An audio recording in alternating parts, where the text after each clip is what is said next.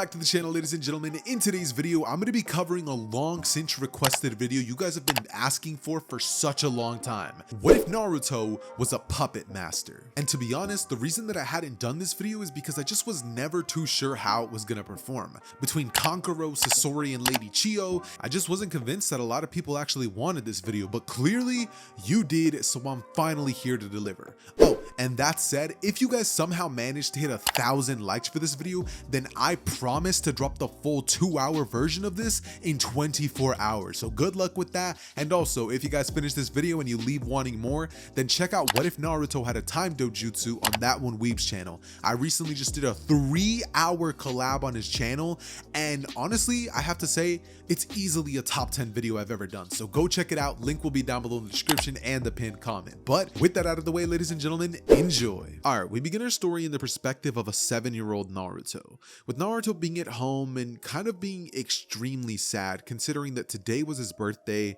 and nothing good has come out of it. Naruto knows that other kids having birthdays have birthday parties and their parents are giving them gifts and stuff, but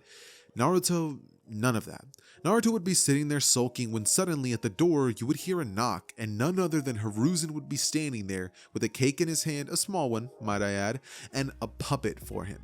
Naruto would proceed to open the door looking extremely sad and somber as Hiruzen, greeting Naruto, would say, "How are you, Naruto?" Naruto looks at him and is like, "I'm good," wiping tears off his face. Hiruzen would look at him and say, "Well, you don't look fine, you're crying," as he would go on to pretty much like show him his present and his birthday cake, telling him that he wanted to take some time out of his day-to-day to give him a present and to celebrate his birthday for a bit. Naruto seeing this would be filled with so much joy, and mind you, this is just such a wholesome moment because in this, like, dude, Naruto's 7, right? We know who Naruto goes on to become in the original story, and just crafting this moment is just bringing a smile to my face. But regardless, Hiruzen would sit down, place this little cake on Naruto's table, and then he takes out one singular candle, putting it on top, as Naruto seeing this would just get a big bright smile. He almost tears up, but he wipes it off and just looks at Hiruzen saying, "Thanks, old man Hiruzen," or calling him Gramps. I think that's what he would call him. As Hiruzen would just look at Naruto smiling and telling him that he also got him a present.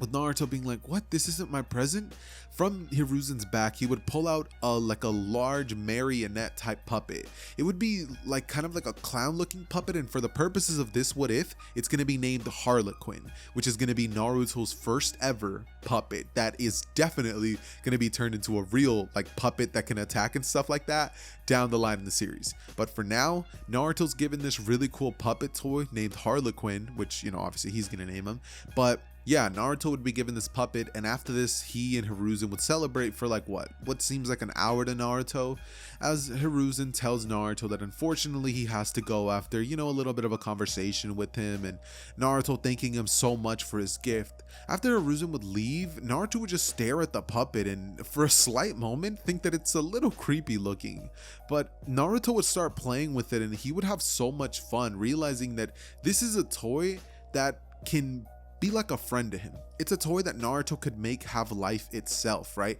In the sense that he gets to control it and almost make it look like it's a real friend. So for the course of the next couple of weeks, Naruto would start to learn how to be a puppeteer all by himself with this little toy that Naruto would essentially self-teach himself with. That said, eventually through playing with this toy, he would eventually end up wanting more puppets, and Kid Naruto, not exactly being the best with money, would not exactly have too much money to, save and pay for a random puppet, so he would begin to actually sacrifice one entire ramen cup a week, eventually saving up enough money to make his way towards the toy store and buy himself his very second puppet, or his very own puppet that he would have gotten himself. After this, Naruto, he keeps playing with his puppets and doing his thing, and every day after the academy or after just normal class, Naruto would go home excited to play with his puppets, having given them their own personalities and their own little plot points and stories and stuff like that. The dude is basically doing what I'm doing but with puppets, right? But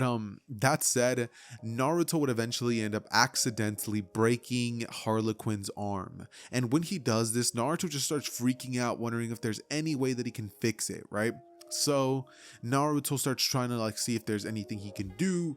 and Naruto would mess it up even worse by trying to fix it with some sort of glue. It ultimately ends up messing up the joint and making it so that the puppet can't even move its arm anymore. Like, it's there, but now it's completely out of commission. So Naruto, making his way to the store where he would have bought his second puppet, would try to actually get the shop owner to fix, or no, not there. He would go to like a carpenter, telling him to try to fix his puppet. But this carpenter is just an absolute op, and he does not like Naruto because he ended up losing his daughter in the Nine Tails incident, who was a little girl. So he absolutely overcharges Naruto, and now he's just kind of left there with his puppet, just so unbelievably sad, realizing that he has no way of getting the ludicrous amount of money that the man would have, pretty much told him he has to pay.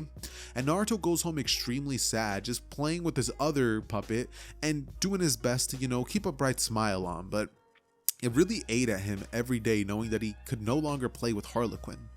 So one day Naruto decides that he's done. He's gonna learn how to fix it himself, one way or the other. And so Naruto would actually start figuring out if there's some way, shape, or form that he could maybe fix it himself. And after a couple trial and errors, Naruto would finally figure out a way to use, little carpenter tools and stuff like that to end up fixing up his puppet. And this is going to be a big freaking deal moving forward, considering that now Naruto learned how to craft his very own puppet arm, which surprisingly enough would actually be even more nimble, and the joints that Naruto would have created for this would make for an even better puppet. So Naruto would actually go on to fix or replace all of the other arms and legs that his puppets have currently had, and he would realize that these arms and legs are super durable. They're able to like move the joints in crazy ways thanks to the way that Naruto does it, and his puppets just literally become 10 times cooler, all thanks to Naruto's like improvisation of trying to fix his puppets. Naruto at this point is learning how to create his very own puppets, and this is going to be a big deal for the story moving on, because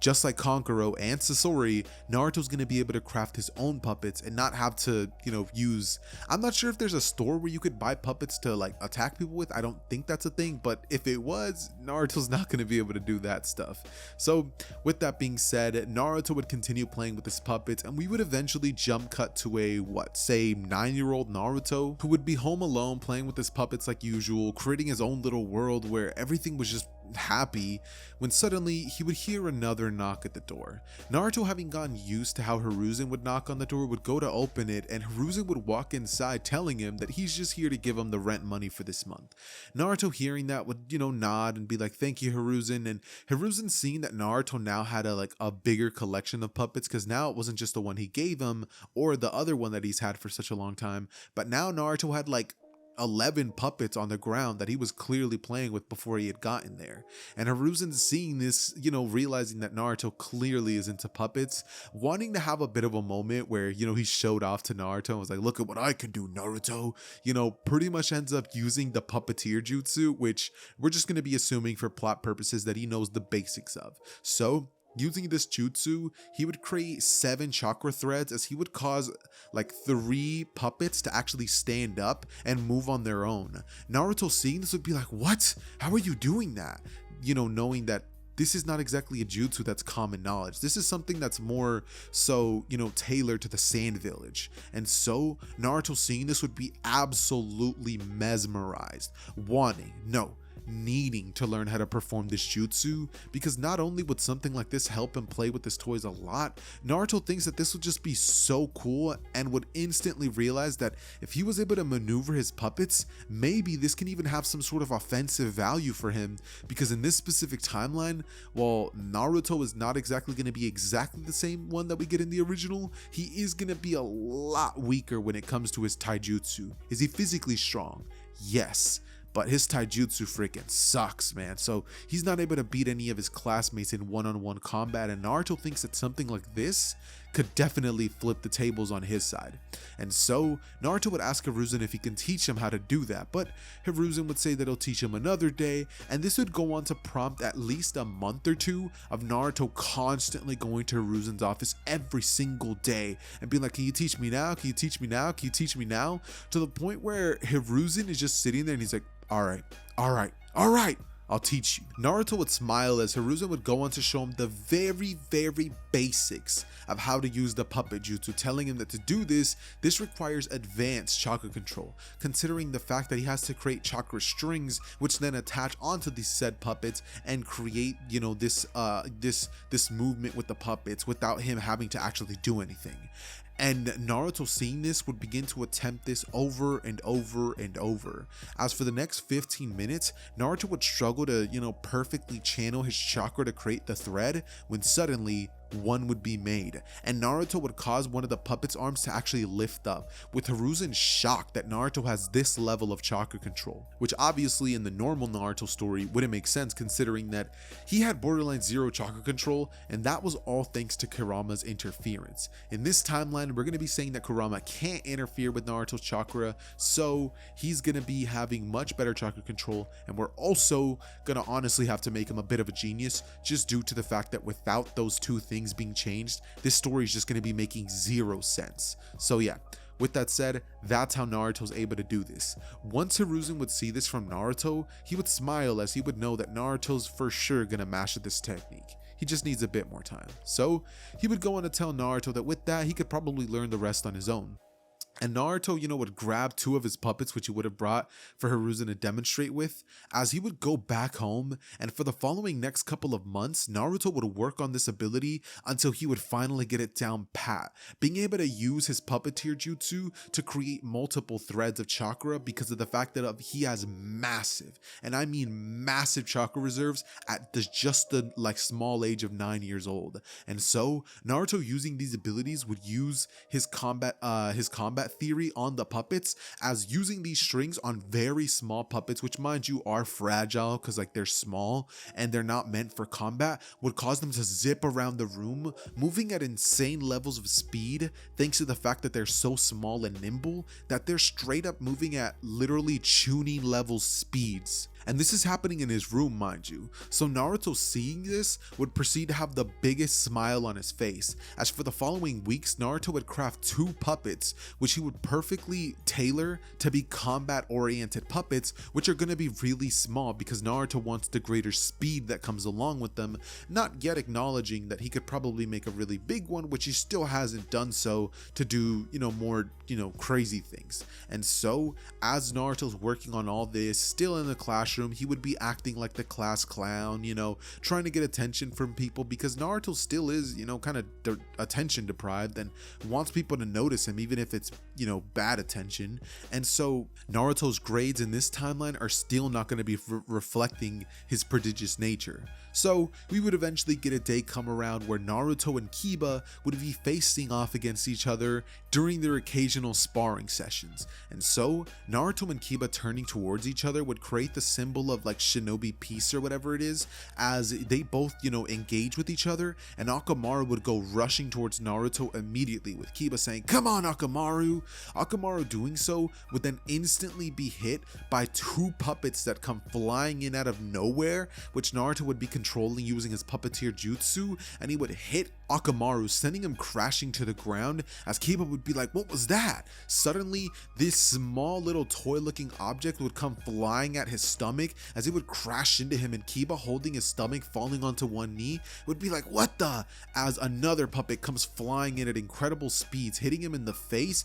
causing Kiba to fall onto the ground unconscious, with Naruto realizing that his idea of using puppets for combat was perfect. Him thinking that he's the first one to ever do this, Diruka Sensei, watching all this happen, would be extremely impressed with Naruto, saying, "Naruto, was that the puppet jutsu you were using just then?" With Naruto turning towards him and saying that was. He would be extremely shocked that Naruto was able to do this at his age, and he would, you know, pretty much say that the winner for today is Naruto, you know, acknowledging Naruto and giving him a head nod, with Naruto returning it. At this point, everything would start to change with Naruto, because he was no longer the class weakling. Now, Naruto was somebody that could actually hold his own and was instantly placed in the middle of the pack in terms of his combat abilities, thanks to just his puppeteer jutsu.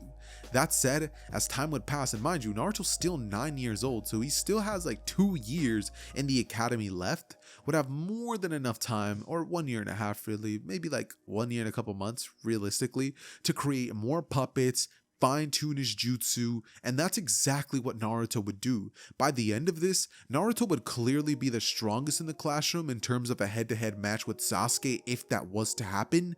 but Naruto still wouldn't be the smartest, so he's not going to be winning Rookie of the Year or anything like that. But Naruto, safe to say, is a very capable shinobi in this timeline, and his personality would begin changing a lot, with him being a more calculated person and far more confident in his own abilities. Long gone would be the kid that was relying on dumb luck or knuckleheaded like ideas to pull through whenever and wherever. And so this version of Naruto would never have to go through that weird section of the story where Mizuki tricked him into essentially becoming a traitor to the village. And so Mizuki would never actually be able to get the Scroll of Sealing, leading to his eventual capture, and Naruto would simply be left to just join Team 7 like in the original, with the introductions happening just like they do in canon, and Naruto explaining that he wants to become the greatest puppet master that has ever lived. Kakashi hearing this would nod, acknowledging Naruto's drive and desire to become a puppet master, as everybody else would go on to give their own goals, and everything would pretty much remain like they do in the original. That said, we would then get the following day coming around where the team would be tasked with the Bell Test, which in this timeline is quickly going to become one of Naruto's first points of experience facing off against somebody truly powerful, a Jonin level combatant like Kakashi. So the Bell Test would begin. Kakashi would explain the rules, say 3, 2, 1, and the second that would happen, Naruto would actually go into hiding alongside Sakura and Sasuke, as out of nowhere, two puppets would appear, Harlequin and Quincy, with Harlequin obviously being based off of the first puppet that Naruto had ever had, being more of a taijutsu specialist puppet, a larger looking puppet around the same size as Kakashi that has insane mobility, flexibility, and durability, and is also pretty much a trickster puppet. And Quincy would be a small fast puppet with a bunch of sharp blades for speed, kind of like a spider, I guess you could say. But yeah, that said, Naruto doesn't exactly have the ability of carrying all the puppets that he has for offensive capabilities, because he keeps them in this like big backpack that he has that luckily his puppets are able to fold into like a way that they can actually fit in there. So with that being the case, out onto the battlefield would step out two puppets, as Kakashi, noting this, looking up from his magazine or book that he would be reading, he would realize that that has to be Naruto's jutsu, wondering just how powerful these puppets are going to be, when suddenly Quincy would rush in towards the direction of Kakashi, being more of a diversion, with Kakashi actually being stunned by the speed of these puppets. He would be forced to put his makeout tactics book away as he would engage in a battle with this thing, only for Harlequin to come flying in towards Kakashi's direction and begin bombarding him with taijutsu abilities, which are incredible. Because if you're watching someone fight, it's so easy to just be like, oh, sweep kick, jump up into the air, throw a punch, do a kick, do this, spin in the air. And also it's a puppet, so it's able to move in such unorthodox ways that are just perfect for Naruto. It's able to spin its torso, spin its head, maneuver its arms in every single direction, punch omnidirectionally because of the fact that it's not, hindered by our joints, which are real human joints. So you can only punch forward, not backwards. These puppets are able to do exactly that. And so this would pose a huge issue for Kakashi, who, seeing this happen to him and being bombarded by these puppets, would quickly use the substitution jutsu to gain some distance between them. This said, Naruto would use his puppets to scour the area, as not being able to see what his puppets see would pose a big threat for Naruto. And so, running out of the forest, he would begin looking for Kakashi, as he would say, "Hey, where'd you go? Don't tell me you're scared of my puppets." Kakashi would quickly arrive out of the trees as he would tap Naruto behind him, and in a flash, Quincy would come rushing in, shocking Kakashi that puppet was actually even faster than he had given him credit for. Kakashi had planned to simply take Naruto out right then and there, but Quincy was so fast that he didn't even have time to apply his tactic which he was going to use. And so, Kakashi would once again be bombarded by Quincy and Harlequin, who would attack at him, throwing punches and kicks, with Quincy actually nicking Kakashi a couple of times, forcing Kakashi to jump back and create a couple of clones which would actually go into the battle with him and fight against Quincy as well as Harlequin. With this being said, Harlequin would finally be able to take out two of the clones as he would rush in towards the real Kakashi, as Kakashi would nearly subdue the puppet, holding it face first, with the puppet looking up at Kakashi and the puppet's basically facing downwards towards the ground, but the head quickly spins, looking at Kakashi, as the mouth would open almost instantly, shooting a disgusting fart gas at Kakashi, which would cause Kakashi's eyes to instantly get teary-eyed, seeing as it was a trickster puppet. And dude, this man would just start practically crying from how bad that thing smelled. It penetrated through his mask, and Kakashi was pissed. The man instantly substitutes away as he would rush to the nearest source of water before taking his mask off and beginning to wash it down the river. He would then put it back on as it would have a little bit of a smell left behind, like the smell residue, and seeing this happen, he'd be pissed. Going back onto the battle to face off against the puppets, Kakashi would be ready to take Naruto out and show him why he's the Jonin and he's the Genin. But before that could happen, Sasuke would come running out of the bushes as he would begin to use his taijutsu to try to catch Kakashi off guard. However, Kakashi was not in the mood, proceeding to take Sasuke out instantly and leaving him knocked out completely, before then unveiling his Sharingan and rushing past Quincy and Harlequin at speeds that were just too much to handle for his puppets at this moment. Naruto, realizing that Kakashi knew exactly where he was, would panic, and his puppets not being fast enough to get to him in time would lead to Naruto being knocked out by Kakashi, as he would give Naruto a karate chop to the neck, who would have tried to fight back with his own taijutsu, but he just felt like he was a bit too weak for that, and so he was made to realize the main weakness of his puppeteer jutsu, the fact that Naruto can't even compete with his own puppets in terms of strength. So that being said, Naruto would wake up next to Sasuke on a pole, as Sakura would be sitting there going, Sasuke? Wake up, Sasuke! She begins tapping him as Sasuke would wake up groggily, and Naruto, overhearing this, would wake up as well. Sakura would be sitting there with the only bento bowl, as looking at the both of them and hearing Naruto's stomach growl, as well as Sasuke would realize that the both of them are hungry. Sakura, being who she is, would obviously offer some to Sasuke, and Naruto, still, being prideful and not really liking Sasuke, would just kind of like look away, just be like, I don't need any food, I'll fight him with my puppets anyways. With Sasuke pretty much telling Sakura that she needs to feed Naruto, saying that the team stands a better chance if they were all at full strength, acknowledging that he was nothing in comparison to their Jonin teacher Kakashi. And so she would begin to feed Naruto as well, with Kakashi arriving and being like, you passed, going on to explain the same thing that he would in the original, with the fact that they were willing to put themselves over the mission, and even though they weren't supposed to do this, they still did it. So Team 7 would be formed just like it is in the original, and we are now able to jump into 2 weeks worth of E-rank missions, with the team essentially, cleaning places, walking ladies down the streets, capturing cats, getting people's groceries, stuff like that. You get the point. While all that's taking place, Naruto would have been formulating a brand new version 2 Harlequin puppet, which was now actually going to be more durable, but also was going to be equipped with a new mechanic, which was essentially going to allow it to have a bunch of little puppets stored inside of its stomach, which can open, releasing like 10 small puppets, the ones that he used to play with as a kid, which essentially serve to be distractions or decoy puppets, which come in and land at like little, small damage onto the characters that he's facing off against. So that would be new, and he would also add blades onto the hands of Harlequin, making it a much more dangerous puppet, as well as adding 2 more arms onto Harlequin, making him have 4 arms and 2 legs, which is a really neat addition to Harlequin, which Naruto thought was really sick. So with that being the case, finally the time would come where the group would be assigned their first C-rank mission, protecting the bridge builder Tazuna, as they would escort him to the land of the waves, with the team grabbing all the things that they need, and Naruto packing that really heavy bulky backpack, which now weighed even more than it used to before, thanks to the fact that his new puppet Harlequin version 2 was extra bulky. Kakashi, taking note of this, would ask Naruto why it is exactly that he's carrying his puppets the way that he does, asking him if he doesn't have some sort of scroll where he can seal them inside of, making the whole process much easier. Naruto would be completely blissfully unaware of this, and after hearing that there's an easier way of carrying this thing, he would tell Kakashi that he'd love to hear more about it later on, but that for now they should focus on the ninjas that are ahead of them. With Kakashi being stunned that Naruto was able to recognize that the ninjas were hiding inside of the Genjutsu,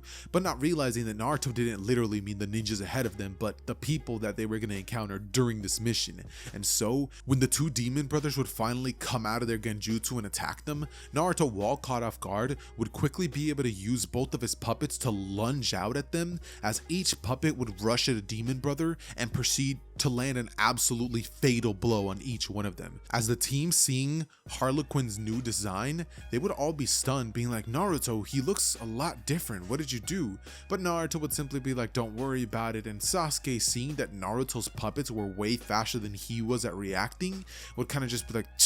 whatever. He would think to himself that he could have taken them out as well, and he'd kind of be lying to himself because no, he couldn't take both of them out at the same time. But Kakashi would be very impressed with the fact that Naruto took what he learned against his battle with him and improved them, actually, formulating a strategy to get better, with Kakashi thinking that having somebody like him on his team, like Naruto, who learns from every mistake, is going to be a great thing in terms of him being a puppeteer user. So he would simply hope that Naruto doesn't make any fatal mistakes, and they would continue the mission, before too long running into the demon of the mist, Zabuza Momochi. The team would all look up as they would be greeted to a man standing on a blade, as he would turn to Kakashi, telling him to hand over the bridge builder or he'll kill them all. Kakashi, looking at Zabuza, would tell him that that's not gonna happen, before then signaling to the team to step back, that he's gonna handle this. The team would do just that, taking a couple of steps back as Kakashi and Zabuza would begin their battle. And Naruto, watching this all in awe, would be extremely impressed with Kakashi, but not only Kakashi. Zabuza himself was a ninja not to be taken lightly, and his swordsmanship abilities were incredible, and Naruto would be enjoying every second of this battle, thinking of everything going on as footnotes which he could use to grow stronger himself, until finally, Kakashi, much like in the original, would still be captured by the water prison jutsu, which Naruto, seeing this, thinking that it's his moment to shine, would end up using Harlequin, which would rush towards the direction of Zabuza, with Zabuza creating a couple water clones to try to stop him from getting to him. These would be nothing in the side of Harlequin, as with his new durability, it was able to actually tank Zabuza's sword strike and rush in, destroying each water clone, with Zabuza being stunned, understanding that the second that this puppet gets close, it could mean the death of him, would actually release Kakashi before the puppet could actually get much closer. And after this would take place, both Kakashi and Naruto, with his puppet jutsu, would actually tag team Zabuza, leading to a much easier defeat of the character. But eventually, much like in canon, Zabuza would arrive, only to take Zabuza away with him, as the team would be left with an exhausted Kakashi who they now have to tend to and nurse back at Tazuna's house. As this would then lead us to similar situations as in canon, Naruto, Sasuke, and Sakura learning the tree walking technique, which this time would be an absolute cinch for Naruto, with him learning it at almost the same time as Sakura, maybe like a minute more, but that's it. That said, Sasuke would have to watch as Naruto and Sakura, both in this time, are pretty much outshowing him, and his insecurity would start to get the better of him, as Sasuke in this specific arc would start acting more bratty, more angry, and more just irritable, which is something that the team would quickly notice. That said, as time would pass, Naruto would actually go on to question Kakashi on what he meant with the scroll and sealing his puppets now that he was finally awake. Naruto would end up finding out about the fact that there's scrolls for sealing techniques where you could actually store tools, you could actually use these scrolls for actually summoning actual creatures, but Naruto wasn't exactly quite there yet. But he did want to know how exactly the scroll worked in terms of summoning things like puppets. Kakashi would go on to explain that once they returned to the village, Naruto would easily be able to be given a scroll where he could actually, pretty much just by using his blood and placing it on top of the scroll, would actually be able to summon the things that he would place inside of the scroll, and it would have some pretty crazy limitations in terms of the things that you're able to store inside of it. So Naruto, once he hears this, would be extremely excited at the prospect of this, with him realizing that this does pose one new issue, that to actually access his puppets, he's going to be having to using this scroll to take them out beforehand. So Naruto realizes that this is going to be a huge problem, but because he has incredible chakra reserves, he probably could just have Harlequin be next to him at all times, so he'd be like a puppet user that constantly has a puppet walking next to him and just never saying anything, it's just with Naruto at all times, which would be a little creepy moving forward with the story. But it's kind of sick also at the same time that he's always having his puppet with him. But with that said, we would finally get to the day where the bridge battle would happen, and Naruto, Sasuke, Sakura, and Kakashi would all be ready for them. Haku and Zabuza would arrive as a thick mist would engulf the entire area, and Kakashi, taking note of this, would tell Naruto that just like he expected, Zabuza didn't come alone, telling him and Sasuke to handle that threat while Sakura protects the bridge builder and he handles Zabuza. The team would all nod, understanding every single one of their objectives, as Sasuke, feeling as though he had been outshined the entire time, would step forward, telling Naruto to simply sit back and watch, would go and rush in at Haku as the battle would begin. But ladies and gentlemen, that's where part 1 is going to be ending, and if you guys want to get the next part of this within 24 hours and not only